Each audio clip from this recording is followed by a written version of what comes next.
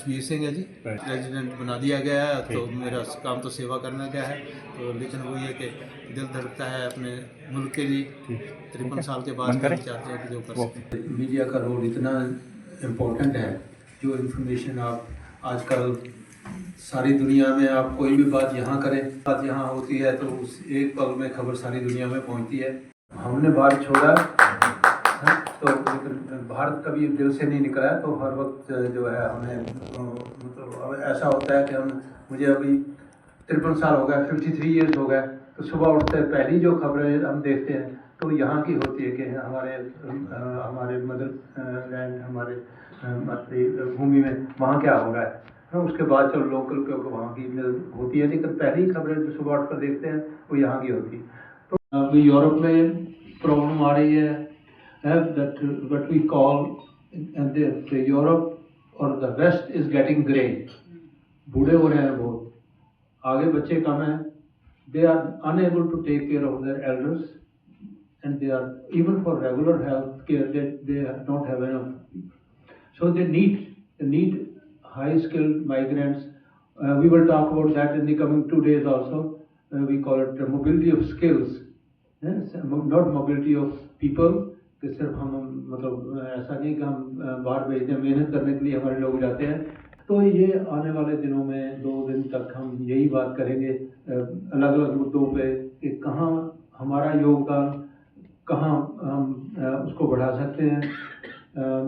I was just telling earlier friends that in this new जो इस वक्त जो सिचुएशन चल रही है, the new world order, we will talk about that India deserves a much better place in the world organizations.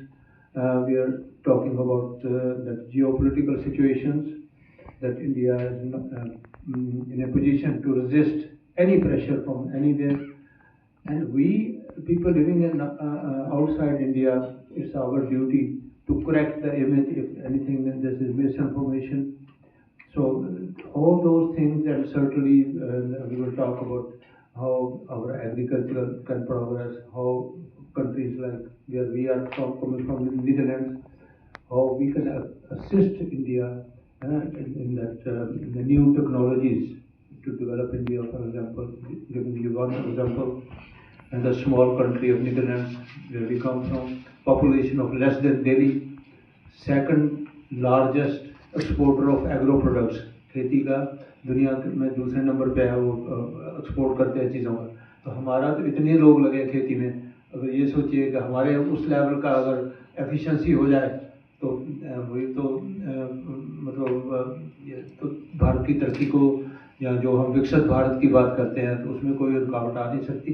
तो हम उन सब चीज़ों के बारे में we will talk about all those things in the coming days, many sessions on agriculture, on water management, on air pollution को solve करने के बारे में, so that will be, and of course whatever we say, we could say also that in sitting in Europe, but the impact is not there. तो वो उसका फ़ायदा तभी होगा अगर हम इधर बात करते हैं अपने जो नीतिवान हैं लोग, जो इंटेलेक्चुअल कह सकते हैं, डिप्लोमेट्स हैं, और यहाँ तक हमें बहुत खुशी हो रही है कि हमारे बहुत बड़े जो नेता है, जो कहिए हाई रैंकिंग ऑफिसर, कम से कम 3 जनरल हैं हमारी आर्मी के जो सर्व कर चुके हैं। तो वो हमें बताएंगे, क्योंकि सीधी बात यह है कि विकसित भारत विकसित नहीं हो सकता जब तक वो सुरक्षित नहीं है। तो सुरक्षित रखने में तो हमारी आर्मी का रोल है। तो वो लोग इसमें बड़ा मतलब अच्छे तरीके से पार्टिसिपेशन है, उनका रिप्रेजेंटेशन है। जैसे मैंने बोला कई जनरल हैं, ब्रिगेडियर हैं, कैप्टन तो खैर बहुत होंगे। तो हम खेती की बात करेंगे, तो खेती के नुमाइंदे हैं, खेती वाले, वो बताएंगे हमें। स्पेशली मुद्दा वही रहेगा कि हम क्या कर सकते हैं।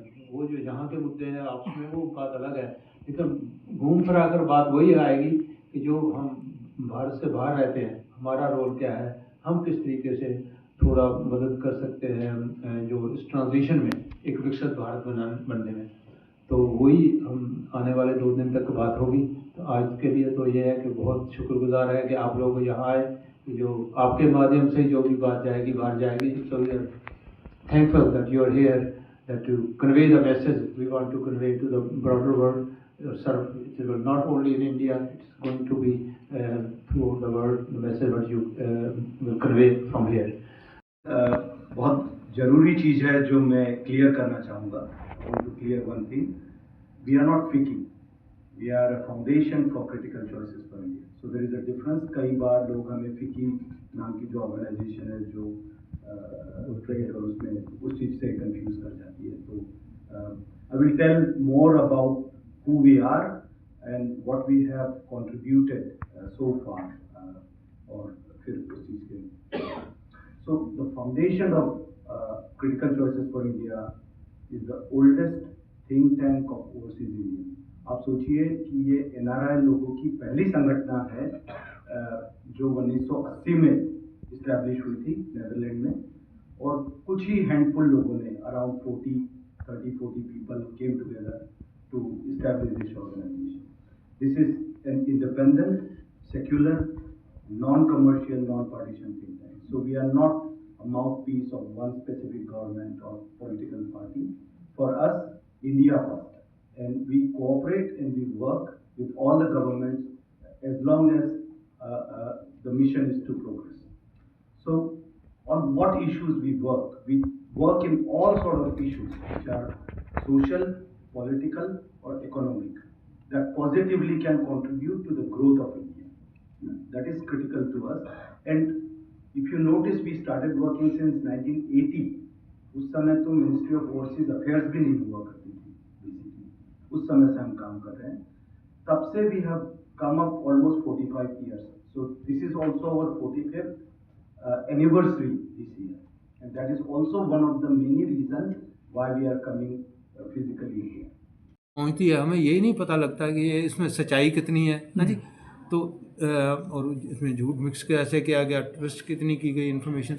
तो अब यहाँ आएंगे सीधा, यहाँ आप लोगों से बात होगी, कुछ जो पॉलिसी मेकर्स हैं यहाँ के, सरकार के लोग हैं हमारे जो, और बहुत बड़ी चीज़ है हमारे जो जिसको हम डिप्लोमेट्स बोलते हैं, हमारे 5-6 एम्बेसडर्स होंगे जो हमारे मुल्क में ही रह चुके हैं पहले, हिंदुस्तान के एम्बेसडर. तो वो उनको मालूम होता है कि वहाँ के जो लोग हैं अपने हिंदुस्तान के, उनको हिंदुस्तान के साथ कैसे जोड़ना है और कैसे उसमें हम. तो वो काफ़ी एम्बेसडर आ रहे हैं हमारे, जिस मुल्क से हम आ रहे हैं हॉलैंड से, तो वहाँ की एम्बेसडर भी होगी यहाँ, तो वो भी बताएंगे कि व्यापार बहुत इस वक्त एक अहम मुद्दा बना हुआ है, स्पेशली जब से ये कुछ सरकारें नहीं आई हैं. सीधा अगर बोलूँ तो ट्रंप जैसे कर रहे हैं, तो उनको सबसे ज़्यादा तकलीफ़ क्या हुई कि हिंदुस्तान का व्यापार जो उनके साथ हो रहा है, तो वो कह रहे हैं कि 40 बिलियन जो डॉलर है, आप हमसे आप एक्सपोर्ट ज़्यादा करते हैं, इंपोर्ट कम करते हैं, तो वो सैंक्शन लगा रहे हैं, ये कर रहे हैं, वो कर रहे हैं. तो हम ये चाहते हैं कि और अगर आप अंदाज़ा लगाएं जो हमारे भारतवंशी बाहर हैं बाहर से, तो हम तकरीबन अभी थोड़ा सा कम था, इस साल में वो भी हो जाएगा, 140 बिलियन हम बाहर से भेजते हैं. तो हम इतने वो अवेलेबल है कि 140 के बजाय ये 280 भी हो सकता है. तो ये जो हमें पकड़ने की कोशिश करते हैं, चाहे वो अमेरिका वाले या दूसरे, तो वो अपने आप शांत हो जाएंगे कि इनसे हमें धमकी से काम नहीं चलेगा, प्यार से करें. और तरक्की तो देखो दुनिया में अगर हम 150 करोड़ लोग हैं, तो हमारे इतनी बड़ी जो कम्युनिटी है वो व्यापार में लगी है. बिल्कुल. तो हम चाहेंगे वो व्यापार तरक्की करे, उसके लिए भी हमारा एक रोल बनता है. जो हम बाहर लोग हैं, तो उसको हम अपनी चीज़ों को मैं तो रिक्वेस्ट करता हूँ अपने लोगों को, जब भी मौका मिलता है, यार अगर हम 3.5 करोड़ लोग हैं, 3.5 करोड़ लोग हम बाहर बैठे और सारे बहुत अच्छा उनके पास हम स्ट्रॉन्ग हैं. अगर हम ही खरीदना सब कुछ शुरू करने के इंडिया का, तो उसमें हम जो प्रवासी भारतीय बन गए, हम अपना क्या रोल अदा कर सकते हैं अपनी मातृभूमि के लिए, उसकी क्या सेवा कर सकते हैं. तो उसके लिए ये ऑर्गेनाइजेशन बना. 45 साल हो गए. तो 45 साल तो पहली कॉन्फ्रेंस हमने की 1984 की जनवरी में। तो जो पोजीशन चेंज हो रही हैं, कंट्रीज़ की अलाइनमेंट चेंज हो रहे हैं, कोई दोस्त है वो भाग रहा है दोस्ती से, नए दोस्त बन रहे हैं। हम तो हर वक्त मतलब सोचते हैं दिन रात कि किस तरीके से हिंदुस्तान तरक्की करे, और साथ में यही कि हमारी जो जिम्मेदारी है उसको हम कैसे निभाएं, कि हमारा रोल बनता है उसमें जो अगर हिंदुस्तान तरक्की करता है, गर्व से हम कहते हैं कि हाँ हमारा मुल्क कितना तरक्की कर रहा है, बाकी दुनिया से इन चीज़ों में आगे है। तो वही चीज़ें हैं कि मतलब उन मुल्कों में वो स्टैंडर्ड है, तो लोग सेंसिटिव भी ज़्यादा हैं, थोड़ी सी होती है तो उनको तकलीफ़ ज़्यादा होती है। हम मजबूत लोग हैं, ताकतवर हैं, बर्दाश्त कर लेते हैं बहुत कुछ, लेकिन इतनी हद पर नहीं होना चाहिए कि हमें उसका नुकसान होने लगे। तो मकसद वही है कि इन मुद्दों पर भी, जैसे खेती का मुद्दा है, वाटर मैनेजमेंट का मुद्दा है, ये पोल्यूशन का मुद्दा है, तो इसमें हम जो बाहर इतने, जैसे मुझे अब 53 साल हो गए बाहर, है जी, उस मुल्क में रहते हुए, तो वहाँ का हिसाब देखते हैं, वहाँ की टेक्नोलॉजी देखते हैं, वो लोग क्या करते हैं, उनको मुश्किल आती तो किस तरीके उस समाधान क्या निकालते हैं। तो हम चाहते हैं कि उस तरीके से हम थोड़ा बहुत अपना योगदान डालें अपने मुल्क के लिए, कि हमने जो वहाँ सीखा है उसको किसी तरीके से यहाँ उसको मतलब इम्प्लीमेंट किया जा सके। तो काफ़ी मुद्दे हैं जिन पे बात होगी, पर मकसद मेन तो एक ही है हमारा यहाँ आने भारत का, की हेल्प करना, मदद हाँ, कि ये जो हम विकसित भारत का नारा है ना हमारा 47 में, तो हम अभी से वो गर्व से हम कहते हैं कि हमारा किसी ज़माने में गरीब मुल्क था, तो जब हम वहाँ गए तो वो लोग उस वक्त तो उनको ये था, हाँ हमारे आपके मुल्क वहाँ तो जी इतने भिखारी इतने हैं, आपको सांप से खेलने वाले इतने हैं, ऐसी बातें। अब वही लोग हैं, आप कहते हैं यार आप तो एक तरह से दुनिया का दिमाग इंडिया बन रहा है, क्योंकि वो आईटी में हमारा छा गया सारी दुनिया में। तो कहने का मतलब वो 53 साल में जो हमने डेवलपमेंट देखी है, तो अब हम गर्व से कहते हैं, वहाँ वो भी लोग इज्जत से हमसे बात करते हैं। वो जो पहले जो 50 साल पहले वाली बात थी, इग्नोर करते थे लोग, तो अब बहुत फ़र्क पड़ा है। तो हम चाहते हैं जब और 20 साल के बाद हम जो इस वक्त वेस्ट है, अमेरिका है, ये जो आंखें दिखाते हैं कभी कभी, तो उनके जब हम बिल्कुल बराबर होंगे तो फिर और भी गर्व होगा हमें। देखिए, हिंदुस्तान की एक खूबी है, हम दोस्ती निभाते हैं, है नी। ऐसा नहीं है कि दोस्त ने गलती भी कर दी तो उसको छोड़कर दूसरी तरफ चले जाओ, तो वो फिर अच्छी एक यही हमारी खूबी है कि दोस्त को छोड़ते नहीं है। हाँ, अगर कोई दूसरे मुल्क को इस चीज़ से तकलीफ़ होती है तो वो उसका समाधान हमें और तरीके से निकालना पड़ेगा, भी हम आपके भी दोस्त बन सकते हैं। ये हमें ये मत रोकिए कि आप रशिया के साथ दोस्ती क्यों रखिए, हम आपके भी दोस्त बनना चाहते हैं, आप हमारे साथ उस तरीके से बात करें।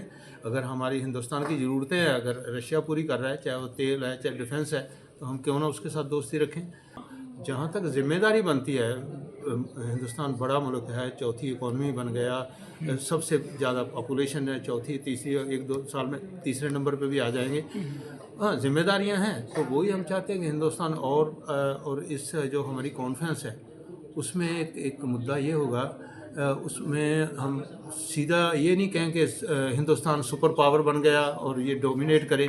हम चाहते हैं उसका नाम मुझे थोड़ा ट्रांसलेशन करने में मुश्किल होती है, ग्लोबल कंसेंसस बिल्डर, कि हम ये चाहते हैं कि दुनिया आपस में मैत्रिता कायम हो, ये दुनिया एक परिवार की तरह रहे, तो उसमें हिंदुस्तान का रोल इतना हो कि ये दो जोड़ने का काम करे। तो हमारा एक फ़र्ज़ है कि हमारा हिंदुस्तान का नाम रोशन हो, जहाँ कुछ गलतफहमी है वो हम दूर करें, और जिस तरीके से भी हम योगदान अपना डाल सकते हैं उसकी तरक्की में, उसके ये जो छवि बनाने में, उसमें हम डालें।